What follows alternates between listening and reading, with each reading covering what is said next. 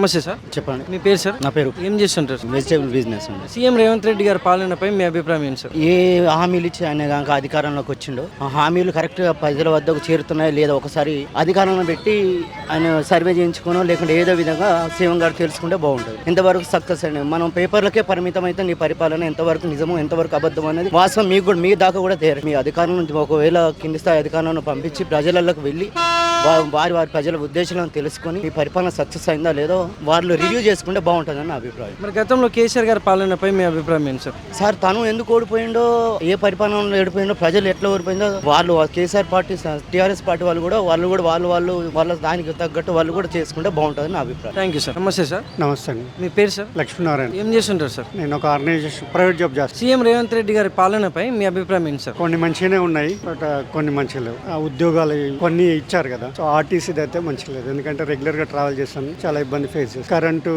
Current okay sir, current okay మంచిగానే ఉంది. Gas అంటే మేము ఇక్కడ రెంట్కుంటాం కాబట్టి మాకేం లేదు. మరి గతంలో కేసీఆర్ గారి పాలనపై మీ అభిప్రాయం ఏంటి సార్? హరితారం మంచిగా ఉన్నది, వాళ్ళ మొక్కలు నాటు పెట్టడం అనేది, ఉద్యోగాలు ఇవ్వకపోవడం అనేది మంచి. Thank you sir. Thank you. నమస్తే సార్. మీ పేరు సార్? ఇటుకూరి మదండి. ఏం చేస్తుంటారు? నాది బార్బర్ షాప్ అండి, ఖమ్మం రోడ్ లో. సీఎం రేవంత్ రెడ్డి గారి పాలనపై మీ అభిప్రాయం ఏంటి సార్? సార్ మనది ఫస్ట్ నేను ఆయన రెబల్ అనే అనుకున్నాను. కేసీఆర్ కంటే ఆయన పాలన చూడాలనేది నాకు బాగా నచ్చింది. 3 రోజులు ఆయన టీవీలలో చూసినాక పర్వాలేదు, బాగానే అనిపించింది. ఆయన సీఎం కావాలి, ఎట్లుంటుందో ఏమో, అసలు ఆయనది మన రాష్ట్రానికి ఎట్లా ఏంది కొత్త ఏమేమి చేస్తాడో అనేది ఉండేది నాకైతే. కానీ ఆయన వచ్చినాక నేను చూసిన అంటే నా దాకా వచ్చే బార్బర్ షాప్ నాది అంత అయితే లేదండి. ఎందుకంటే మంగళ షాప్కి వచ్చి అనుకోవడం నేను చాలా వరకు విన్నా. ఆయన పాలనలో సరే కొన్ని ఉండొచ్చు, జాబ్స్ పరంగా ఓకే, నాకైతే నచ్చింది. కొన్ని ఆయన చేసే విధానాలను అయితే కేసీఆర్ కంటే కొన్ని తక్కువ అనిపిస్తుంది. కేసీఆర్ జనాలల్లో బాగా ఇమిడిపోయిండు, ఈయన ఇమ్మడలేకపోతుంది. అది మరి ఆయన పదవియా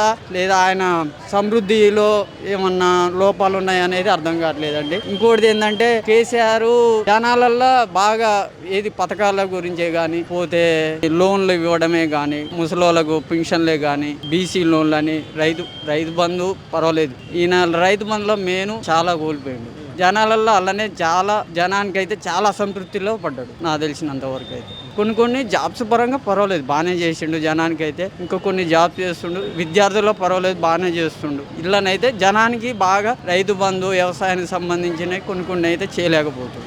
మరి గతంలో కేసీఆర్ గారి పాలనపై మీ అభిప్రాయం ఏంటి? కేసీఆర్ పరంగా అంటే జనాలలో ఇమిడిపోయిండండి బాగా. ఆయన జనానికి రైతు బంధు ఇవ్వడమే కానీ, ప్రతి 6 నెలలకు ఒకసారి ఖరీఫ్ 2 మంత్లకు పక్కా చేసేది ఆయన. ఈయన వేయలేకపోతుంది. ఇది కరెంటు విధంగా అంటే ఆయన ఒక్క 2 చూసుకుంటుండు. ఏది విద్య చూసుకోలే, ఓన్లీ ఆర్టీసీ చూసుకుంటుండు, ఈ కరెంటు ఛార్జీలు చూసుకుంటు. ఈ రెండింటితోటి గడిచిపోతున్నాయి. కానీ ఆయన పరంగా ఏం చేసిండు చెప్పండి ప్రజలకు? అదే కేసీఆర్ అన్ని పరంగా కొన్ని అదే విధంగా నేను రేవంత్ చెప్పేది సూటే చెప్తున్నా, ఏంటంటే ప్రజలలో ఇమిడిపోవాలి. అది ఎట్లా ఏం చేస్తాడు అనేది ఆయన చూస్తారు. Thank you sir. ఓకే, నమస్తే సార్. నమస్కారం అండి. మీ పేరు సార్? నా పేరు రాంబాబు. ఏం చేస్తుంటారు sir? Retired employee. CM Revanth Reddy గారి పాలనపై మీ అభిప్రాయం ఏంటి సార్? గతంలో పాలనకి ఈ పాలనకి పెద్ద మార్పు లేదు. కానీ గతంలో నిత్యావసర వస్తువులు నెలకోసారి పెరిగేది. కానీ ఈ మధ్య కాలంలో నిత్యావసర వస్తువుల ధరలు నియంత్రించే స్థితి లేదు, రోజు పెరుగుతున్నాయి. గతంలో దసరా దీపావళి పండగకి ఇవాళ చూసినట్టయితే ఆయిల్ రేట్లు విపరీతంగా పెరిగిపోయినాయి. ఇదివరకు తింటే మండేది, ఇప్పుడు కొంటేనే మండే పరిస్థితి వచ్చింది అనమాట. మహిళలకు ఏదైతే